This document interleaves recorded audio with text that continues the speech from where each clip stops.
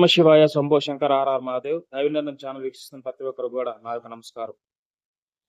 మరో కొత్త కాన్సెప్ట్ మీ ముందుకు రావడం జరిగింది.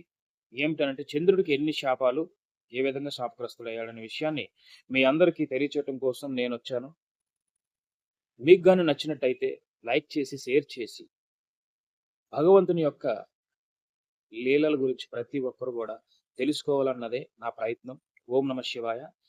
మొట్టమొదటిగా పాలసముద్రం చిలికేటప్పుడు, అమృతం వచ్చేటప్పుడు మోహిని అవతారం దాల్చిన విష్ణుమూర్తి దేవతలకు అమృతం పంచుతుండగా ఆ యొక్క ఇద్దరు రాక్షసులు అందులో దేవతల రూపం ధరించి అమృతాన్ని సేవించడం జరుగుతుంది.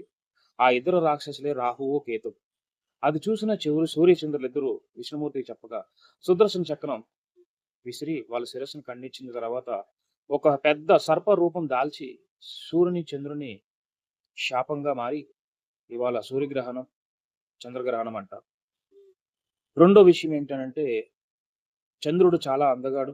ఆ అందాన్ని చూసిన దక్ష ప్రజాపతి తనకున్న 27 మంది నక్షత్ర కుమార్తెలను ఇచ్చి వివాహం చేయడం జరుగుతుంది. అందులో రోహిణి నక్షత్రం అని మనం ప్రతి ఒక్కరం వింటాం. ఆ యొక్క రోహిణి నక్షత్రంలో మంచి ముహూర్తాలు పెట్టుకుంటుంటారు చాలా మంది. ఆ రోహిణితోటి ప్రేమగా ఆప్యాయతగా ఉండడం చూసిన 26 మంది కుమార్తెలు వెళ్ళి వాళ్ళ నాన్నని దక్ష ప్రజాపతిని ఆశ్రయించగా ఆయన ఆవేశముతో క్షయరోగివై నువ్వు క్షీణించిపోవదు గాక అని శాపం పెట్టగా క్షీణించిపోతున్న చంద్రుడు పరమశివుని ఆశ్రయించి ఆ యొక్క పరమశివుని వరం పొంది శివుని జటాయువుల్లో నువ్వు ఉన్నంత కాలం నువ్వు క్షీణించిపోవు. ఆకాశగంగతో ఆ యొక్క ప్రక్షాళన ఆయనకి ఈ శాప విమోచనంగా మారి తర్వాత దక్ష ప్రజాపతి తప్పు తెలుసుకొని వచ్చిన తర్వాత తన అల్లుడిని పంపించమన్నప్పుడు అప్పుడే మనకి పౌర్ణమిగా మనం అనుకుంటాం. తర్వాత మూడో శాపం వినాయక చవితి రోజున విఘ్నేశ్వరుడు భక్తులు పెట్టిన ప్రసాదం సమస్తము భుజించి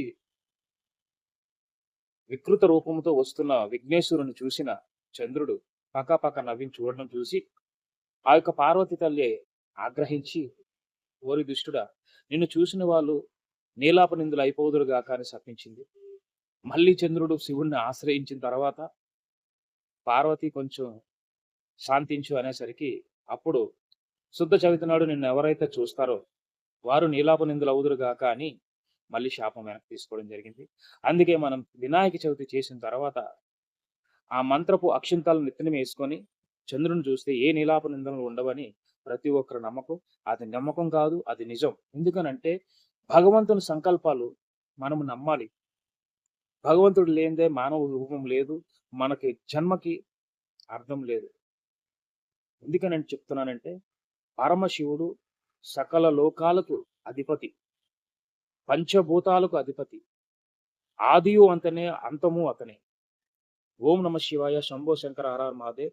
ఈ యొక్క వీడియో నచ్చినట్టయితే మాత్రం లైక్ చేసి, షేర్ చేసి, సబ్స్క్రైబ్ చేసి ఈ రోజు మాత్రం చాలా జాగ్రత్తగా ఉండాలని కోరుకుంటున్నా. ఓం నమ శివాయ.